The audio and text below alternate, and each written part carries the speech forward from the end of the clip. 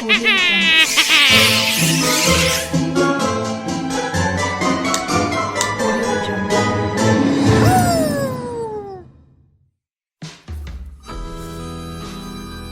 नमस्कार दोस्तों, स्वागत है आपका हमारी इस डरावनी और रहस्यमयी दुनिया में, जहां हर रात अपने साथ लाती है एक नई कहानी, एक ऐसा राज जिसे सुनने के बाद आपकी रातों की नींद उड़ जाएगी। तो दोस्तों, दिल थाम लीजिए, क्योंकि जो आप आज सुनने वाले हैं वो आपके रोंगटे खड़े कर देगा। चलिए शुरू करते हैं आज की सिहरन भरी कहानी। इस कहानी का नाम है पिशाचिनी की चौखट। ये कहानी है एक ऐसे गांव की जहां हर कोई सूरज ढलते ही घरों में बंद हो जाता था। वहां एक हवेली थी जिसे चौखट वाली हवेली कहा जाता था। कहा जाता है कि उस हवेली की चौखट पर कदम रखते ही लोग गायब हो जाते थे। गांव के बाहर एक सुनसान हवेली थी जो वर्षों से वीरान पड़ी थी। गांव वालों का कहना था कि उस हवेली की चौखट पर एक पिशाचिनी का साया है। पिशाचिनी जो सिर्फ उन लोगों को दिखती थी जो अपनी हिम्मत दिखाने के लिए चौखट पार करते थे। रवि, एक युवा लड़का जो पढ़ाई के लिए शहर से अपने गांव आया था, इन कहानियों पर यकीन नहीं करता था। गांव वालों ने उसे चेतावनी दी, रवि, कभी उस हवेली की ओर मत जाना। जो वहां गया वो कभी लौट कर नहीं आया। लेकिन रवि के मन में जिज्ञासा थी।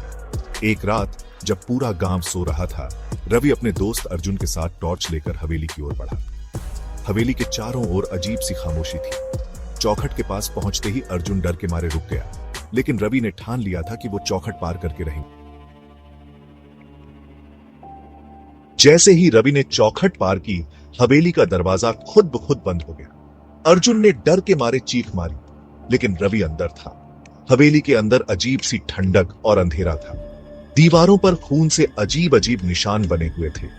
रवि को लगा कि कोई उसका पीछा कर रहा है। जैसे ही उसने पलटकर देखा, एक सफेद साड़ी पहने और लंबे बालों वाली औरत उसके सामने खड़ी थी।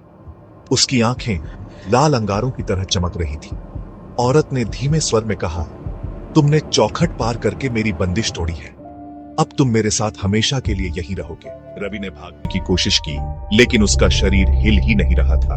तभी अर्जुन ने बाहर से चिल्लाया, रवि, मंत्र जपना शुरू कर। रवि ने डर के मारे अपनी दादी से सुने हुए हनुमान चालीसा का पाठ शुरू कर दिया। जैसे ही उसने पाठ पूरा किया, पिशाचिनी चीखती हुई हवा में गायब हो गई। रवि ने जैसे तैसे हवेली से बाहर निकलकर अपनी जान बचाई।